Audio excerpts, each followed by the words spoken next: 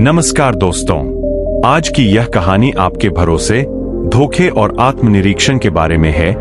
एक ऐसी कहानी जो सोचने पर मजबूर कर देगी। एक युवा व्यक्ति अपने जीवन से पूरी तरह थक चुका था। उसके अंदर गुस्सा ऐसा भरा था कि वह अकेले पहाड़ी के शिखर पर खड़ा होकर चिल्लाया, यह दुनिया क्यों इतनी स्वार्थी है? सबने मुझे धोखा दिया, अब जीने का कोई मतलब नहीं। ऊपर एक शांत साधु ध्यान में बैठे हुए थे। युवा की तेज आवाज सुनकर साधु जागे और धीरे से उसके पास गए। साधु ने पूछा, क्या हुआ? क्या रास्ता खत्म हो गया? युवा बोला, नहीं, यहाँ कोई रास्ता नहीं, मैं मरने आया हूँ। सबने मुझे धोखा दिया, मेरे भाई, मेरे दोस्त, मेरी पत्नी, अब जीना बेकार है। साधु ने पूछा, क्या तुम स्वार्थी नहीं हो? क्या मैं तुम पर भरोसा कर सकूं? युवक ने कहा, मैंने किसी को धोखा नहीं दिया, आप मेरे गांव में भी पूछ सकते हो। साधु बोले, ठीक है, पर मैं तुम्हें बिना देखे भरोसा नहीं कर सकता। अगले साल तक मेरे साथ आश्रम में रहो, तब मैं जान पाऊंगा कि तुम ईमानदार हो या नहीं। युवक ने मान लिया और आश्रम आ गया। यह उसका परीक्षा समय था। पहले दिन से ही युवा को कई चीजों से जूझना पड़ा। अहंकार छोड़कर भिक्षा मांगना, अनुशासन सीखना और सबसे बड़ी परीक्षा, अपने भीतर की लालसा और स्वार्थ पर काबू पाना। कई महीनों में उसने सुधार दिखाया। उसने गुरु की रक्षा भी की जब डाकू आए, और धीरे धीरे गुरु का उस पर भरोसा बढ़ने लगा।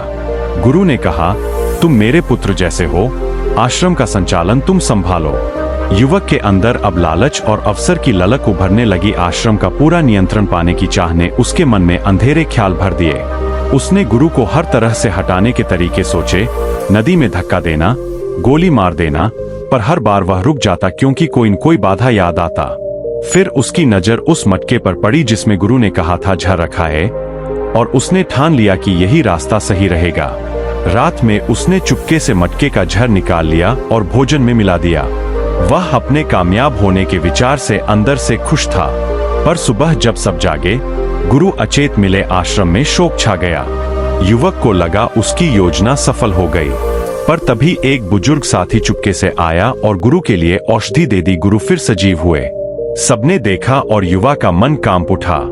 गुरु ने बाकी शिष्यों को घर भेजकर उसे बुलाया और पूछा, क्या तुम अब भी भरोसे के योग्य हो? युवक गिरकर रो पड़ा और बोला, मुझे नहीं पता मैं यह कैसे कर बैठा। गुरु ने कहा, मैंने शुरू से ही तुम पर पूरा भरोसा नहीं किया था, क्योंकि मैं कभी किसी पर अंधा भरोसा नहीं करता। मैंने तुम्हारी प्रवृत्ति देखी और तुम्हारे भीतर लालच उभरते देखा, और इसीलिए मैंने तुम्हें जानबूझकर यह परीक्षा दी। गुरु ने समझाया, कोई भी इंसान तब विश्वासघात करता है जब उसके भीतर तीन चीजें उभरती है, स्वार्थ, लालच और ईर्ष्या। अगर कोई इन तीनों का शिकार है तो वह दूसरों के साथ विश्वासघात कर सकता है। गुरु ने कहा, खुद को पढ़ो, खुद को जानो। जब भी अंदर कोई बदलाव दिखाई दे, तुरंत आत्मनिरीक्षण करो, यह बदलाव अच्छा है या बुरा? कौन तुम्हें बदल रहा है? हमेशा अपनी अहम वस्तुओं का नियंत्रण अपने पास रखो। अपनी मेहनत से बनाए गए रिश्तों या काम को किसी पर अंधाधुंध मत छोड़ो। और जब धोखा खाओ तो दुनिया खत्म मत समझो।